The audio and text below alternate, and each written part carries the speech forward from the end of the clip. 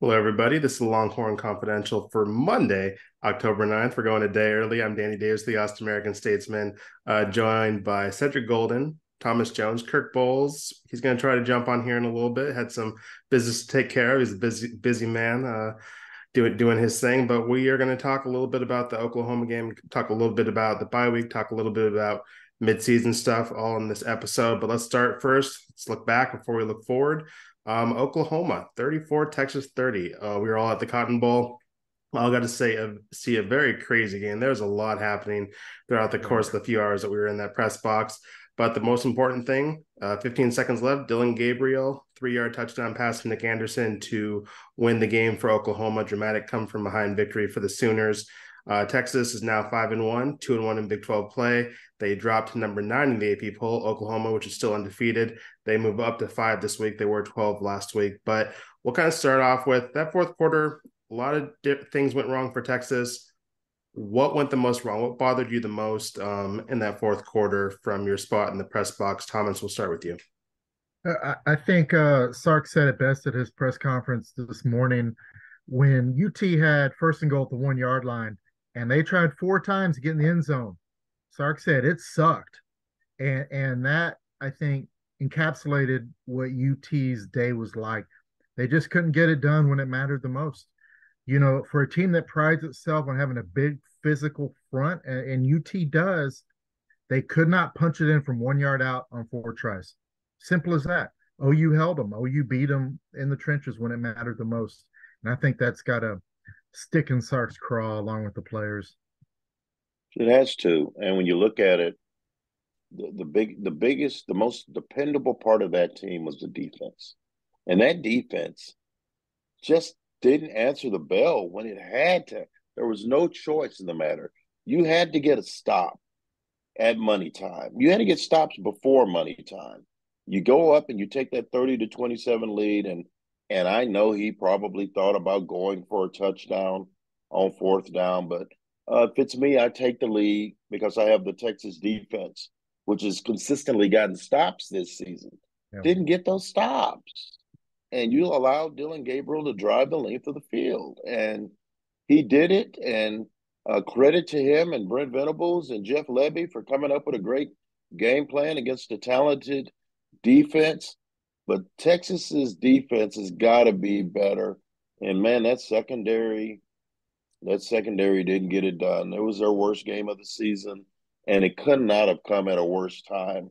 They couldn't make up for their deficiencies, and maybe, just maybe, guys, they haven't been that great on the back end all year, and it was mirrored because they've been getting great pressure on the quarterback. On this day, they didn't get that pressure, and those guys were left back there to defend, and they didn't do a good job of that. Yeah, I agree. I mean, the first and goal, second goal, third and goal, fourth and goal failures weren't promising, but Texas still scored twice after that and took a lead. So I'm kind of willing to overlook those. I think Dillon Gabriel is a very good quarterback. You know, he may be the best quarterback in this conference, but he still led that team 75 yards in 62 seconds with no timeouts in 5 plays with the assistance of a PI penalty, and just had no problem. There's at least 2 plays where either the player said afterwards or Steve said today that there was miscommunication and among the defenders, which shouldn't be happening among a veteran group. That's a lot of veteran guys back there, and Dillon just made it look really easy. And if I'm a Texas fan or Texas coach, I'm probably circling that a lot more. We can quibble a little bit with that field goal drive and kind of maybe leaving too much time on the clock, but they kicked for the lead and they got the lead. So I mean, you got to do what you got to do there, but just letting Dillon Gabriel just march it down your throat and step on your heart like he was Baker Mayfield was just, I don't want to say unacceptable, but that was pretty heartbreaking if you were a Texas fan. Kirk Bowles, Steve Sarkisian was on time today, but Kirk Bowles is apparently not for us. He's taking the Sark role. But Kirk, from your spot in the press box, what kind of bothered you the most about the fourth quarter and just kind of what you witness up there on Saturday? Well, I think listening to you guys have hit on it. I mean, they're in prevent defense mode. I just don't understand that. You know, this is a rivalry in a game that rewards the more aggressive team. And, for them to have playing a soft prevent defense and to have two miscommunications, one right there in the end zone where, Jerrin Thompson and David Gbenda both, they're on the same side of the field. So they say, you got this guy, I got that guy. It seems pretty simple. If not, I don't know if Texas had any timeouts left at that point or not. But I think that was troubling. And the other thing too is that if it were me, I would have put Anthony Hill on the field as a spy against Dillon Gabriel. He's their fastest linebacker. He's so much faster than Jaylan Ford. He registered the only sack, which really wasn't a sack when he chased Gabriel out of bounds for a 1 yard loss. He has 5 sacks and he had just the one. That was a sack. Yeah, they count that as a sack, but I mean, and that's an adjustment. Dillon Gabriel was slippery and making yards, and that was a halftime adjustment. I think put Anthony Hill back there and said, "You go where Gabriel goes." So I thought that was a problem that they had as well. Texas, of course, gets kind of a week to recover. I don't know if that's a good thing or a bad thing. They had to keep this taste of this loss in their mouth for extra week because they're on a bye this week. Now we're going to play the role of Steve Sarkisian. If you're the head coach of this football team, what is one thing you would like to address this week? If I'm Sark, I'm just trying to get healthy. That injury list was just kind of absurd. Jake Majors was a huge loss during the game. Jalen Catalon was hurt. Jatavian Sanders clearly was not 100%. Ryan Watts did not play this past weekend. So there's a list of guys they need to get healthy and need to get. Cole Hudson, he hasn't played in a few weeks, and that's another start on the offensive line. So I have those guys in the ice bath the entire week, and don't let them leave. They don't need to practice. They don't need to go to film. They just need to get healthy. If I'm running the show, Kirk, what about you? Oh, I'm right there with you with the health. And he mentioned Hayden Connor wasn't 100%, and CJ Baxter wasn't 100%. I was surprised he kind of played CJ Baxter. I mean, give those 7 carries to Jonathan Brooks because as we all know, great running backs want that ball and they get better as the game goes along, and you never know when you might break one. So that in the red zone that Stark touched on, 1 for 3 in the red zone. They've now had just 11 touchdowns in 24 red zone events this year, and that ranks, I think, like 63rd in the country. That's something that they got to fix. You can't be relying on field goals back when every game matters now because they've lost their margin for error. Thomas? Yeah, I kind of agree with Duck. The red zone offense is troubling, and it's especially troubling when you see a guy like Adonai Mitchell on the outside. He's a 6'4" matchup nightmare. Yeah, you don't go to him in the red zone that often. I mean, he was a non-factor in the loss to OU. You have to figure out how to utilize his size in the red zone. I mean, throw a fade, throw it up there. See what happens. I mean, the odds are in your favor with that guy. You have to figure out some different things to do in the red zone. As Sark alluded to today at the press conference, Texas moves the ball. They move it up and down the field against anyone, but they're just not finishing the drives. You have to figure out what to work down there in the money zone. Said, what does Dr. Golden prescribe for this team during the bye week? Chicken soup. Lots of chicken soup. I would say, man, find out who your best corners, defensive backs are, and impress upon them. This is not Las Vegas. You are not Deion Sanders. Quit trying to get on Sports Center and play the clock. I mean, a couple of those tackles, if you just keep the guy in front of you, they're going to get tackled inside the boundary, and then they're going to have to use a timeout, or they're going to have to fight that clock. But you are letting guys get loose, and you are letting 15-yard plays become 30-yard plays. Malik Muhammad did it. Gavin Holmes did it. You can't be riverboat gamblers when you're at the most important part of the game. That clock was Texas' friend.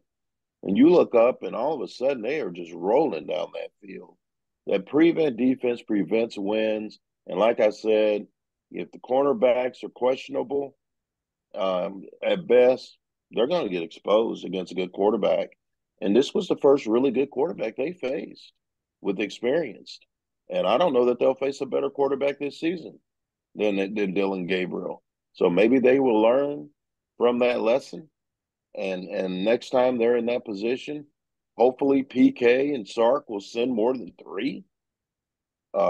Spy Anthony Hill or send Anthony Hill, but three weren't making it home. And I'm sure they've been up nights the last two nights replaying how they let that game get away. They should have won that game, guys.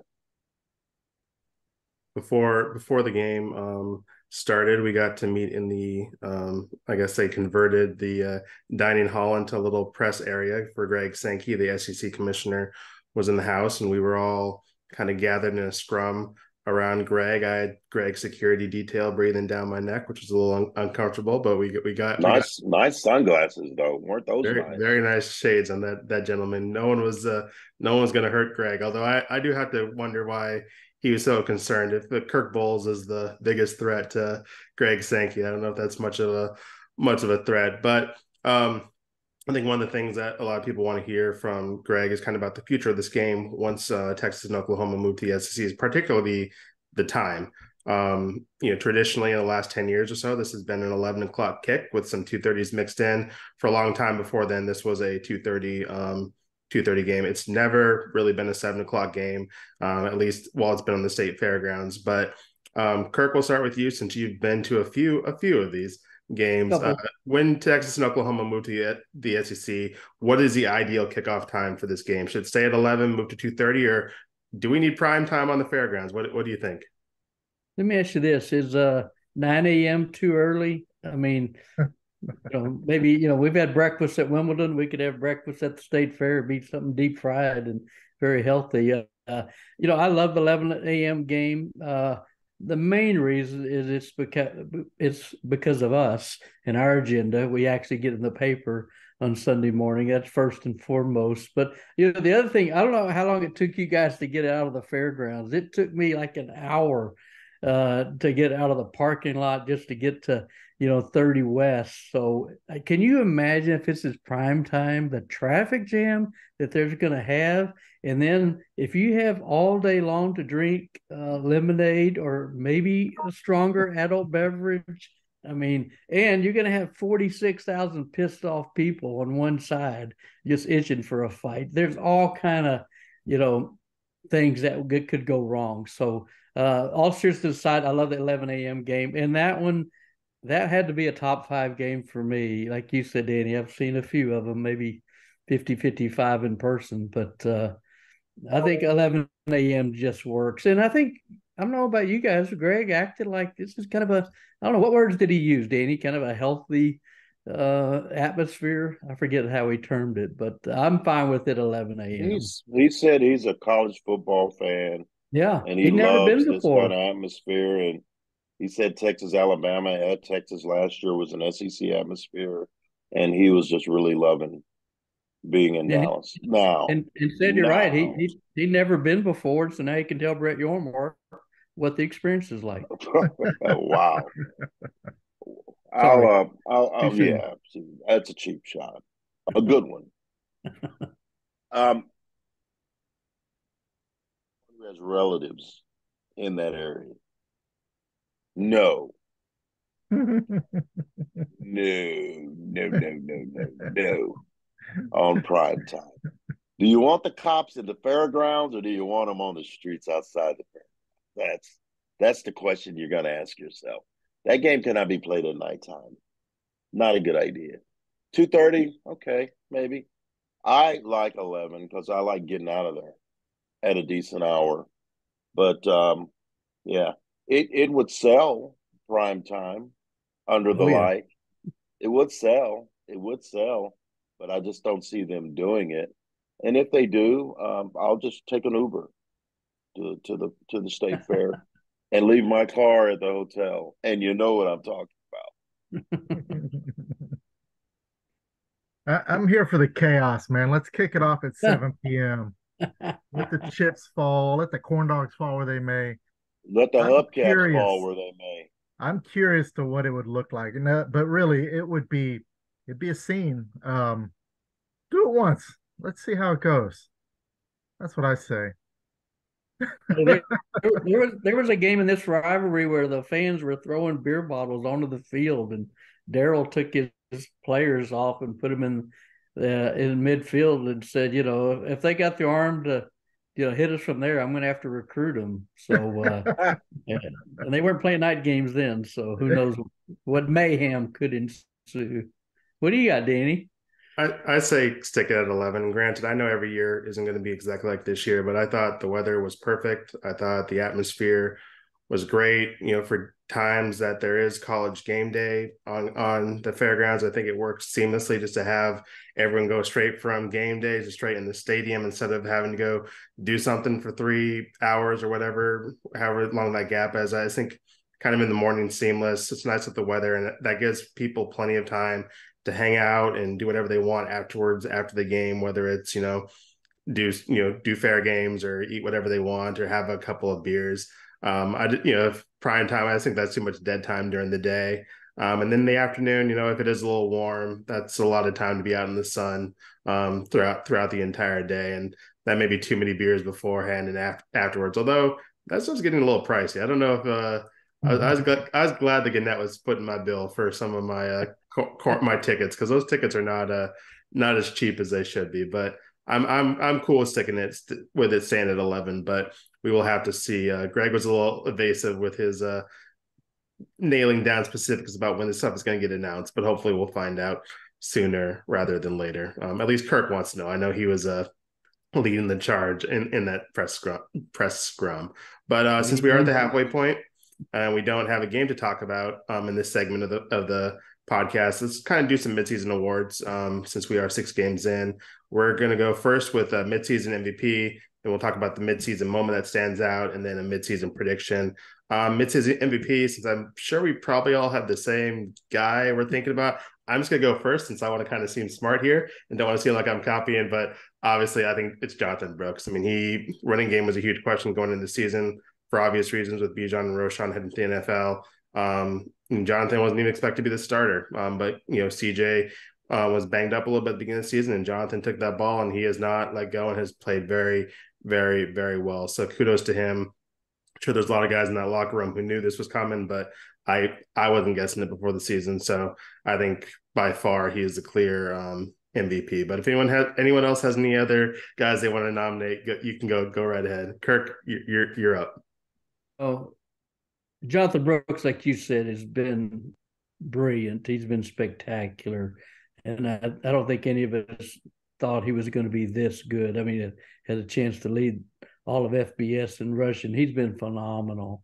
And hell, what do you have? 21 carries Saturday is like, I know this wasn't TCU all over again when Bijan got 12, but I'd have been happy with Jonathan Brooks getting 30 carries. So, but I'm going to go with Quinn as MVP. He's 17th in the nation in passing. He's like 11th in the nation among Power 5 quarterbacks. 11 touchdowns, 3 picks. One was deflected off of Jatavian Sanders. And, he's completing 70% of his passes. And without him, I don't know if Jonathan Brooks would have the numbers that he did. And he's been under duress. I mean, they're getting to him. And I think we probably didn't come away as impressed as we should have been by his performance. To have 2 interceptions in the first 10 plays and then to complete 29 out of 32 passes against that pass rush was very impressive. So I'm going to go with Quinn Ewers 1, Jonathan Brooks 1A. EJ? It's in my opinion, it's got to be Brooks. I mean, Quinn's been great. He had 3 turnovers in the biggest game of the year. Brooks, I mean, who would have thought he would be the leading rusher in the nation among all Power 5 schools? 726 yards this season. Guy named Kamani Vidal of Troy, the only FBS back to have more yards than Jonathan. Great season for Brooks so far. I think he should probably get more work even. We'll see how it goes the rest of the season, but he's going to get over 1,500 yards on the year. Taking JB. Enough said. All right, we'll move on to kind of the midseason moment, whether it's a highlight, whether it's a overall moment. What was this one thing that kind of stood out from this first 6 games. Said, we'll start with you since you went last on that last round. The fourth quarter against Alabama let us know that Texas is a legitimate player nationally and that Texas could actually be in the CFP. That hasn't changed. They still have a chance to get there. But going into that environment, falling behind and having Quinn Ewers bring them back and winning going away, I thought was a signature moment in the first half of the season.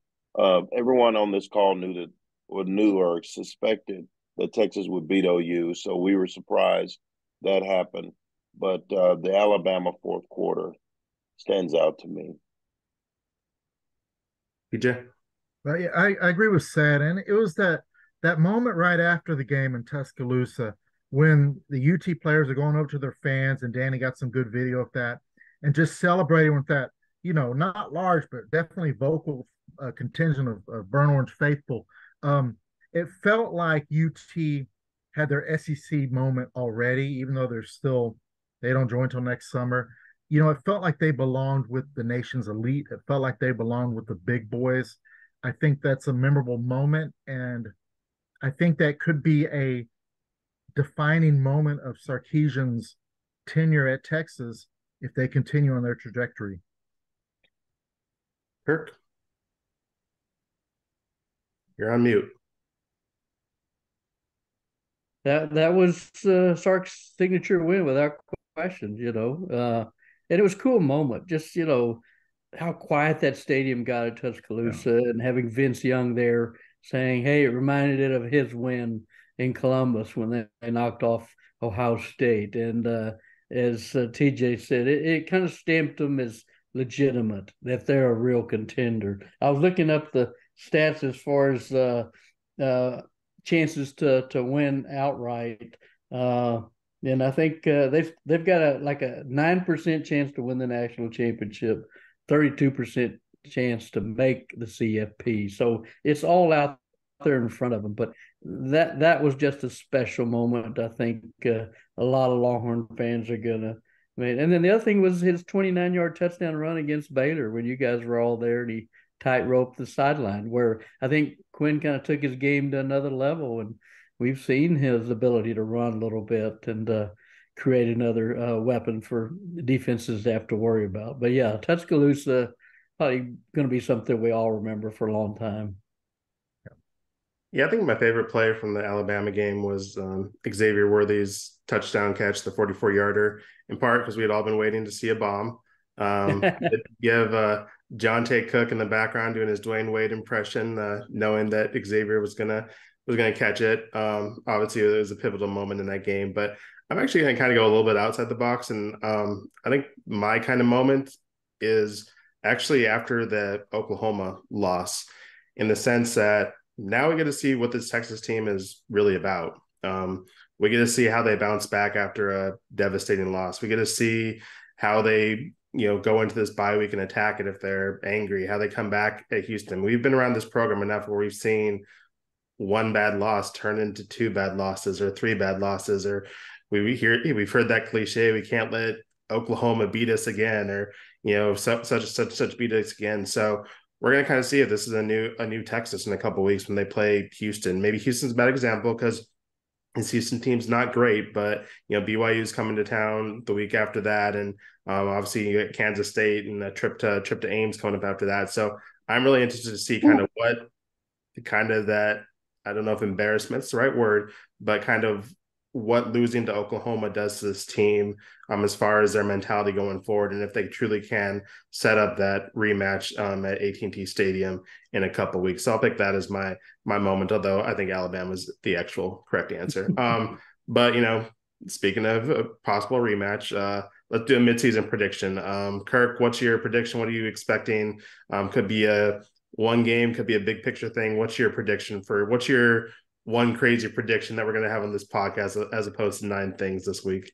I'll go way out on that limb and say Texas does run the table from here on out, and Quinn gets an invite to New York City. Ooh. And all 4 of us get to go cover it. Ooh. Well, that part's incorrect. The last prediction, I can already tell you that's not going to happen. But TJ, what's your guess? He's not there to carry Gabriel's luggage, I hope. Look, Wow. I'm kidding. My prediction has to do with the UT player, though. Anthony Hill is going to emerge as a star, and I think he's going to be used more on the edge than at linebacker because David Bender's been playing well at linebacker alongside Jalen Ford. Look, UT needs more of a pass rush. Um, Barron Sorrell and Ethan Burke have been very quiet on the edge. I think you need Anthony Hill and kind of that Micah Parsons pass rush role. They have to do something to get some pressure from the edge. And I think Anthony Hill is due for a massive second half of the season. Like it. Said Prediction? Pain. Always.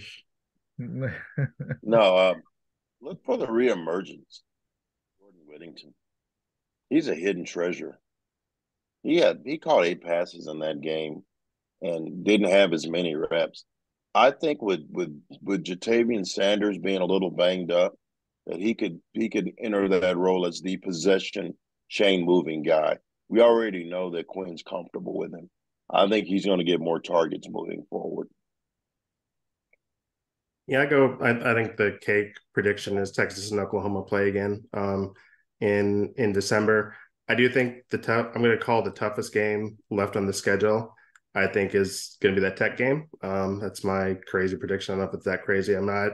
I think TCU's down. I think Kansas State was a little disappointing to see the way they played last week against Oklahoma State. Houston's Iowa State. That trip maybe a couple years ago would have been pretty scary, I think, for some Texas fans going up there in November. But Tech came into the season with a lot of expectations, has not lived up to them, but they've, coming off a decent win against Baylor last week, and with the commissioner in the house and everything that happened a couple months ago, I would have to say that there's going to be a lot of emotion and a lot on the line that game. So I think if there is a trap game on the schedule for Texas, I do believe it's the Tech game, but I do believe Texas runs the table and gets to Arlington, and we can talk about rematches in December. But as we said, it's bye week.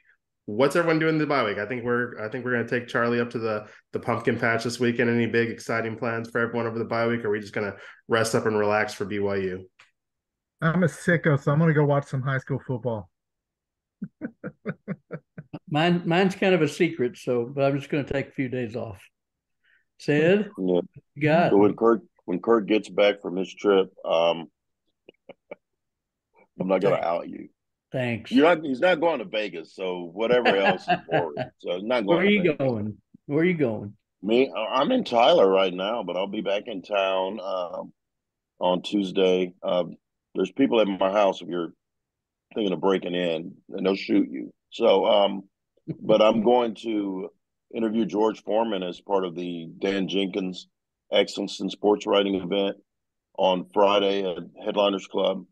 Where we're going to honor Bill Roden and a couple of excellent sports writers. And then also, I'm going to also take a little time, and Kirk and I do Season for Caring every year, our holiday campaign to help the needy through the Statesman. So we're doing those interviews this week as well. Awesome. If you need your fix for the Longhorns, there's a couple of things going on with some of the other teams on campus that are not idle. The volleyball team, which is 7th in the AVCA poll, they're actually going to Houston. Going to get a sneak peek of the Cougars this weekend. They're playing Houston, which is ranked 21st in that same poll, on Saturday and Sunday afternoon. On Sunday afternoon, the soccer team is also going to be at Houston for a matchup, so you can get a lot of Texas-Houston appetizers before next week if you want to make your way down there on Sunday. And the soccer team is also playing at Oklahoma on Thursday, so we got another Red River rivalry game with the other football. Actually, this soccer team is good as opposed to the Austin FC mess, so you can possibly go see some good soccer if you want to make the trip up to Norman on Thursday. But I think that's going to do it for us. If you want to read any of our content throughout the week, it's on statesman.com. We appreciate you listening to us wherever you get your podcasts or watching us on YouTube or the website. But yeah, we'll be back next week to talk all about the Houston trip. And so enjoy your off week, enjoy your weekend, and we'll see y'all down the road. Deuces.